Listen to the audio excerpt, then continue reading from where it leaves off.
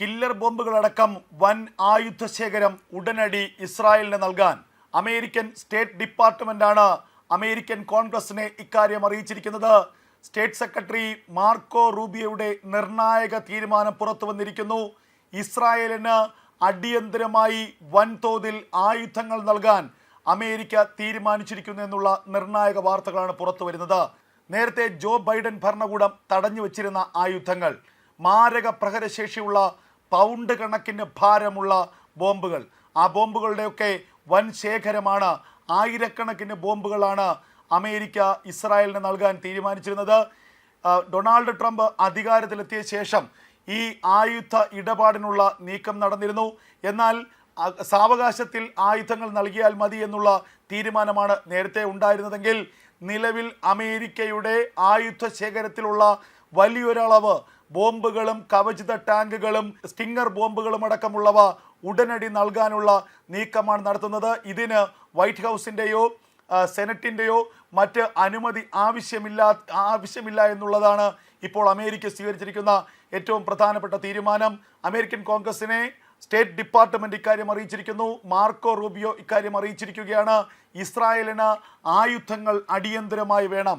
ഇസ്രായേലിൻ്റെ ആയുധ ശേഖരത്തിലേക്ക് മാരക പ്രഹരശേഷിയുള്ള ബോംബുകൾ വേണം. ഏറ്റവും ശക്തിയുള്ള കില്ലർ ബോംബുകൾ വേണം. അവ നൂറുകണക്കിന് ആയിരക്കണക്കിന് നൽകാൻ അമേരിക്ക തീരുമാനിച്ചിരിക്കുന്നു. $3 ബില്യൺ ആയുധ ഇടപാടിന് അമേരിക്ക അനുമതി നൽകിയിരിക്കുന്നു. ഉടനടി ഇസ്രായേലിലേക്ക് ആയുധങ്ങളുമായുള്ള അമേരിക്കയുടെ വ്യോമസേന വിമാനങ്ങൾ പറന്നിറങ്ങും. ഇസ്രായേലിലേക്ക് കപ്പൽ വഴി ആയുധങ്ങൾ എത്തിക്കുന്നതിനുള്ള നീക്കവും അമേരിക്ക ആരംഭിച്ചിട്ടുണ്ട് എന്നുള്ള വിവരങ്ങളാണ് പുറത്തു വരുന്നത്. പശ്ചിമേഷ്യയിൽ മറ്റൊരു യുദ്ധത്തിന് ഇസ്രായേൽ തയ്യാറെടുക്കുന്നു എന്നുള്ള സൂചനകൾ നേരത്തെ വന്നിരുന്നു.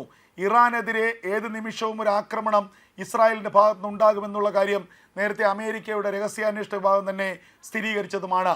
2025 മധ്യഭാഗത്തോടു കൂടി മെയ് ജൂൺ ജൂലൈ മാസത്തിനുള്ളിൽ ഇറാൻ്റെ ആണവ കേന്ദ്രങ്ങളിലേക്ക് ഇസ്രായേലിൻ്റെ എയർ സ്ട്രൈക്ക് ഉണ്ടാകുമെന്നുള്ള സൂചനകൾ തന്നെയാണ് നേരത്തെ പുറത്തു വന്നത്.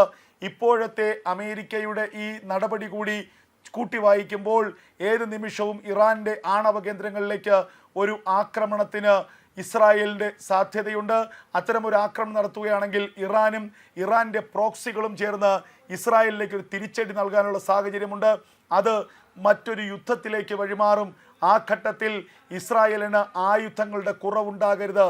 അതിനുവേണ്ടി ആവശ്യത്തിലധികം ആയുധങ്ങൾ ഇസ്രായേലിലേക്ക് ഒഴുക്കുകയാണ് അമേരിക്ക ചെയ്തിരിക്കുന്നത്. ഇതിലേറ്റവും ശ്രദ്ധേയമായ കാര്യം 2028 ഈ കരാർ പ്രകാരമുള്ള ആയുധങ്ങൾ ഇസ്രായേലിന് കൈമാറിയാൽ മതി എന്നുള്ളതാണ് ധാരണ. എന്നാൽ പൊടുന്നനെ അമേരിക്ക തന്നെ ഒരു തീരുമാനമെടുത്തിരിക്കുന്നു. പ്രസിഡന്റ് ട്രംപിൻ്റെ നിർദ്ദേശപ്രകാരം സ്റ്റേറ്റ് സെക്രട്ടറി മാർക്കോ റൂബിയോ അടിയന്തരമായി ഉത്തരവ് പുറപ്പെടുവിച്ചിരിക്കുന്നു.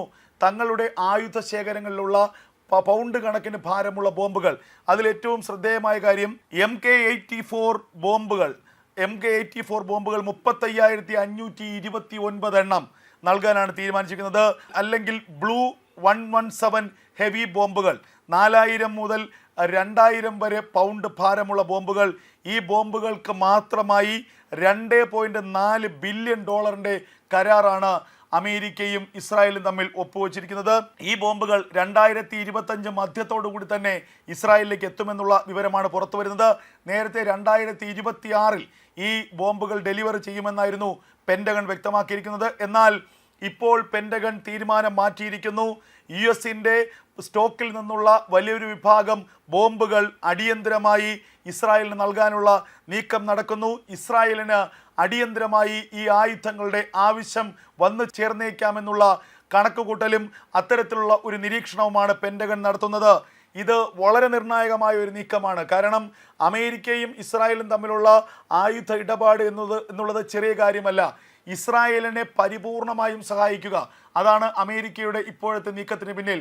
ഡൊണാൾഡ് ട്രംപും ബെഞ്ചമിൻ നെതന്യാഹുവുമായുള്ള കൂടിക്കാഴ്ചയ്ക്ക് ശേഷമാണ് അമേരിക്കൻ മാധ്യമങ്ങൾ ചില രഹസ്യാന്വേഷണ ഉദ്യോഗസ്ഥരെ ഉദ്ധരിച്ചുകൊണ്ട് ഇറാനെതിരെയുള്ള ആക്രമണത്തിൻ്റെ സൂചനകൾ നൽകിയത്. ആ ആക്രമണം നടക്കുമെന്നുള്ള വാർത്തകൾക്ക് പിന്നാലെ തന്നെ ഇറാൻ വൻതോതിലുള്ള ആയുധ പരീക്ഷണങ്ങൾ നടത്തി. ഇറാനിൽ 6 ആണവായുധങ്ങൾ നിർമ്മിക്കാനുള്ള കേന്ദ്രങ്ങളുണ്ട് എന്നുള്ള വാർത്തകളും കഴിഞ്ഞ ദിവസങ്ങളിൽ പുറത്തു വന്നിരുന്നു.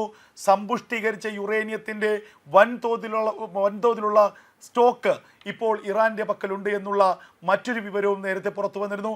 ഇങ്ങനെ ഒരു ആണവ യുദ്ധത്തിനുള്ള തയ്യാറെടുപ്പുകൾ ഇറാൻ നടത്തുമ്പോൾ, ആണവായുധം നിർമ്മിക്കാനുള്ള നീക്കങ്ങൾ സജീവമായി ഇറാൻ മുന്നോട്ട് കൊണ്ടുപോകുമ്പോൾ ഇനി അധികം കാത്തിരിക്കാനാകില്ല എന്നാണ് അമേരിക്കയുടെ നിലപാട്. ഈ ആക്രമണത്തിനുള്ള ഉത്തരവാദിത്വവും നിർദ്ദേശവും ഇസ്രായേലിന് കൈമാറുകയാണ്. ഇസ്രായേൽ ആദ്യഘട്ടത്തിൽ ആക്രമണം നടത്തും, തൊട്ടു പിന്നാലെ അമേരിക്ക ആ യുദ്ധത്തിൽ പങ്കുചേരും. അങ്ങനെ അമേരിക്കയുടെയും ഇസ്രായേലിൻ്റെയും സംയുക്ത ആക്രമണം ഇറാനിലേക്ക് ഉണ്ടാകുമെന്നുള്ള വിവരങ്ങളാണ് ഇപ്പോൾ പുറത്തു വരുന്നത്. നേരത്തെ ജോ ബൈഡൻ ഭരണകൂടം ഇസ്രായേലിനുള്ള ആയുധ വിതരണത്തിൽ വലിയ ഇടപെടൽ നടത്തിയിരുന്നു. പ്രത്യേകിച്ച് പൗണ്ട് കണക്കിന് ഭാരമുള്ള ബോംബുകളുടെ വിതരണം ജോ ബൈഡൻ തന്നെ നേരിട്ട് ഇടപെട്ട് നിർത്തിവെച്ചിരുന്നു എന്നുള്ളതാണ് ഏറ്റവും ശ്രദ്ധേയമായ കാര്യം. അത്തരത്തിൽ വൻതോതിലുള്ള ആയുധങ്ങൾ, പ്രത്യേകിച്ച് വലിയ ഭാരമുള്ള ആയുധങ്ങൾ ഇസ്രായേലിന് നൽകിയാൽ അത് ഗാസയിലെ അഭയാർത്ഥി ക്യാമ്പുകളിലേക്ക് ഇസ്രായേൽ പ്രയോഗിക്കുമെന്നും അത് വൻതോതിൽ മനുഷ്യ കൂട്ടക്കുരുതിക്ക് ഇടയാക്കുമെന്നുമായിരുന്നു അമേരിക്ക അന്ന് നൽകിയ വിശദീകരണം.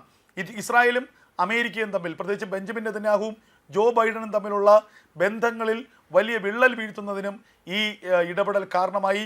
അതിന് പിന്നാലെ അമേരിക്കയിൽ നിന്ന് ആയുധങ്ങൾ വാങ്ങാതിരിക്കുകയായിരുന്നു ഇസ്രായേൽ. അതേസമയം ജോ ബൈഡൻ മാറി പകരം ഡൊണാൾഡ് ട്രംപ് അധികാരത്തിൽ വന്നതോടുകൂടി അമേരിക്കയുടെ നിലപാടുകൾ പരിപൂർണമായി മാറി.